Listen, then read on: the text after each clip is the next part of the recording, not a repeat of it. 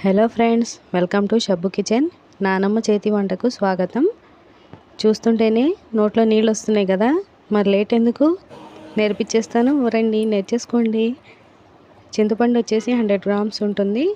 ఉల్లిపాయలు ఒక 3, టమాటాలు ఒక 3, రెండు వచ్చేసి ములక్కాయలు, కొంచెం కొత్తిమీర, ఒక 5 వచ్చేసి పచ్చిమిర్చి, చేప ముక్కలు 1 కేజీ. ఇప్పుడు వీటన్నింటినీ చక్కగా కట్ చేసేసి పెట్టేసుకున్న తర్వాత ఒక గిన్నె తీసేసుకుందాము. దానిలో ఇప్పుడు ఉల్లిపాయలు కట్ చేసి పెట్టుకున్న ఉల్లిపాయలు మనం ఏ గిన్నెలో అయితే వండుకుంటామో ఆ గిన్నెలో వేసుకుందాము. కొంచెం ఫ్రీగా ఉండేటట్టు చూసుకోండి. చేప ముక్కలు ములక్కాయలు ఉన్నాయి కదా, మరీ ఇరుకుగా ఉన్న గిన్నెలో వేసుకోమాకండి, కొంచెం ఫ్రీగా ఉండేటట్టు చూసుకోండి.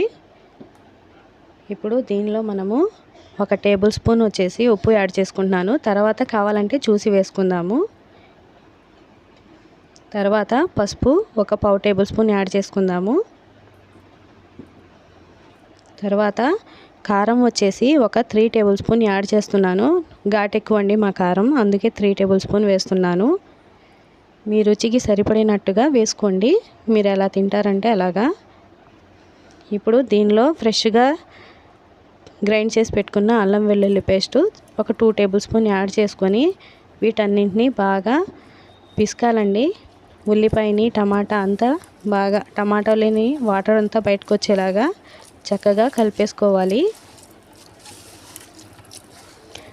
ఆయిల్ అండి నేను దోశలతో అలవాటు వేసుకోవడం.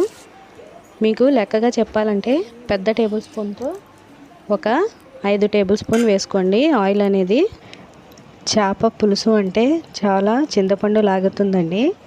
మీకు కొంచెం పులుపు ఎక్కువ తినే వాళ్ళైతే ఇంకొంచెం చింతపండుని యాడ్ చేసుకోండి.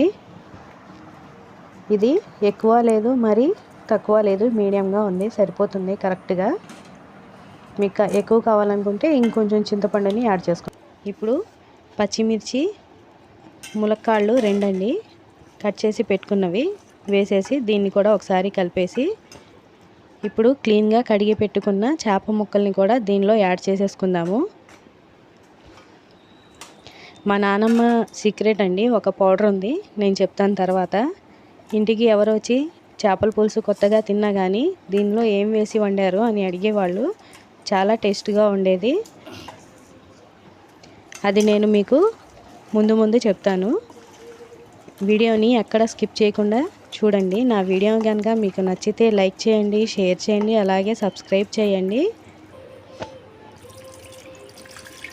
1/2 గ్లాస్ అంతా వాటర్ యాడ్ చేసుకుందాం. ఇప్పుడు చక్కగా ఇలా కలిపేసి పెట్టుకోండి. నా వీడియోని చూసి వెళ్ళిపోమాకండి ఫ్రెండ్స్, ఒక లైక్, ఒక సబ్స్క్రైబ్ చేయండి. ఇప్పుడు పొయ్యి మీద పెట్టేశాను, కొంచెం మగ్గిపోయింది కూర అనేది.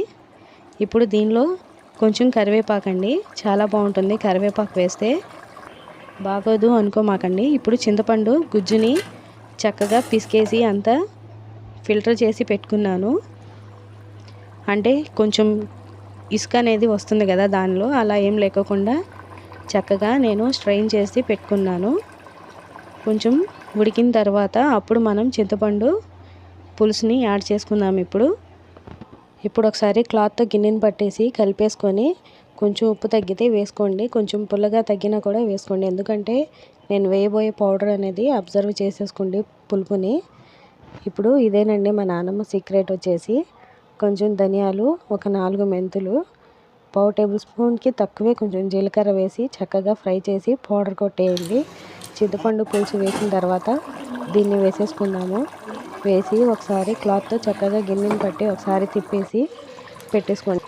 ఇప్పుడు చిక్కపడ్డాక స్టవ్ ఆఫ్ చేసేసుకోవడమేనండి, అంతేనండి. ఎంతో ఈజీగా ఉండే ఫిష్ ములక్కాడ పులుసు రెడీ అండి. ఇవాళ మార్నింగ్ వండితే రేపు మధ్యాహ్నం దాకా కూడా బాగానే ఉంటుంది. ఒకసారి మార్నింగ్ వేడి చేసి పెట్టుకోండి ఉంటే కనుక. నా వీడియోని లైక్ చేయండి, షేర్ చేయండి, సబ్స్క్రైబ్ చేయండి. Thank you for watching.